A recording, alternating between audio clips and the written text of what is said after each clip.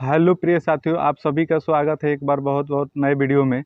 इस वीडियो में हम जानेंगे, आप देखेंगे अभी आज से बैक में कुछ दिन पहले यूपीएससी के तरफ से एक नोटिस जारी किया गया था, जिसमें आपको यूपीएससी ओटीआर के बारे में बताया गया था।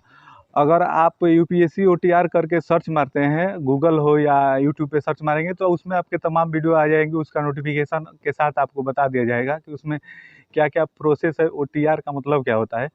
तो उसी के बारे में आज हम आपके बीच में चर्चा करने वाले हैं, आपको थोड़ा सा बताने वाले हैं। तो सबसे पहले बात करें कि ओटीआर होता क्या है। तो ओटीआर आपका होता है वन टाइम रजिस्ट्रेशन। ये कोई नई चीज़ नहीं है। अगर पहले से अगर आप इस शिक्षा विभाग से प्रतियोगी परीक्षाओं से जुड़े हुए होंगे, तो आप देखेंगे कि हरियाणा सरकार की तरफ से भी ये ओटीआर सिस्टम लागू है। उसके बाद आप देखेंगे यूपी ट्रिपल एससी भी कोई भी वैकेंसी कराती है, कोई भी पेपर होता है, तो उसमें आप देखेंगे कि उसमें भी ओटीआर सिस्टम लागू है। यानी ओटीआर सिस्टम का मतलब ये होता है वन टाइम रजिस्ट्रेशन। अगर आप एक बार रजिस्ट्रेशन करते हैं, तो आप पहली बार जब रजिस्ट्रेशन करेंगे तो उसमें आपको सावधानी के साथ रजिस्ट्रेशन करना होता है, क्योंकि आप देखेंगे उसमें आपको डाटा अपना एंट्री करना होता है। अगर एक बार आप वहाँ पे डाटा एंट्री कर देते हैं, तो आपका डाटा मान के चलिए 70 से 75% उसमें सेव हो जाता है।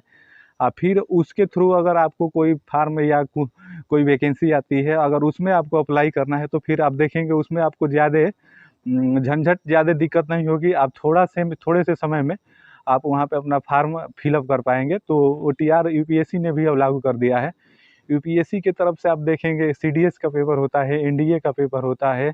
इस प्रकार से जितने भी परीक्षाएं जो यूपीएससी आयोजित करती है, तो उसमें ओटीआर सिस्टम उन्होंने लागू कर दिया है। जिसका फार्म क्या देखेंगे, ओटीआर आपका 18 अगस्त से किया जा रहा है। तो आप वहाँ से उस पर जाके साइट पे, वहाँ पे उन्होंने 2 साइट दिया हुआ है, तो यूपीएससी की साइट पे जाके आप वहाँ से अपना ओटीआर करा सकते हैं। ओटीआर करने के बाद आपका 70% डाटा हमेशा के लिए उसमें सेव हो जाएगा। और उसमें सावधानी वाली बात आपके लिए एक ये है कि ओटीआर करते समय जो भी आप ईमेल डालिएगा, उसमें जो आप ईमेल डालिएगा या मोबाइल नंबर डालिएगा, तो मोबाइल नंबर आपका ऐसा होना चाहिए कि वो मोबाइल नंबर आपका प्रॉपर होना चाहिए, लाइफ टाइम होना चाहिए, जो आपके पास हमेशा रहे। ऐसा फ़ोन मोबाइल नंबर उसमें डालना है। ईमेल वो डालना है कि जिसे आप हमेशा यूज करते हो, वैसा ईमेल डालना है, क्योंकि एक बार डाल देने के बाद फिर अब उसमें आप चेंजेस नहीं कर पाएंगे। और वन टाइम रजिस्ट्रेशन करने के बाद जो प्रॉपर वे में डाटा होता है वो आप उसमें डाल देंगे। उसके बाद अगर उसके थ्रू कोई आगे की वैकेंसी आती है, आगे की विज्ञप्ति आती है, तो उसमें आपको ये होगा कि आप फ़ोटो या सिग्नेचर, आपको तो पता है कि जैसे मान लीजिए आपने फार्म भर दिया और 1 ईयर 1 साल बाद कोई फार्म आया, तो उसमें आपको फ़ोटो अपडेट करना होगा, सिग्नेचर अपडेट करना होगा। और उसके बाद आपको थोड़ा सा ईजी वे में जाके जिसके लिए आपने अप्लाई किया है, तो उसमें बस आप अगर भर देते हैं, उसका सिलेक्ट करके भर देते हैं, तो बस इतना ही करना होगा। और जो आपका एजुकेशन डाटा होगा पहले से उसमें सेव रहेगा। तो यही है ओटीआर, अब यूपीएससी ने भी लागू कर दिया है।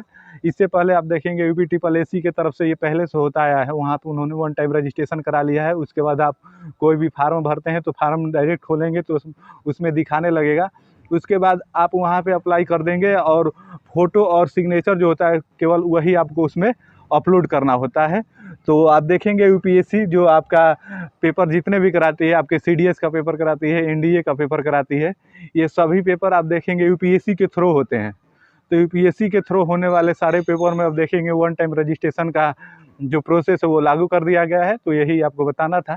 तो उम्मीद है जानकारी आपको अच्छी लगी होगी, समझ में आई होगी।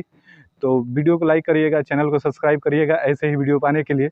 तो फिर आपसे मिलते हैं नेक्स्ट वीडियो में। तब तक के लिए आप सभी को जय हिंद, धन्यवाद।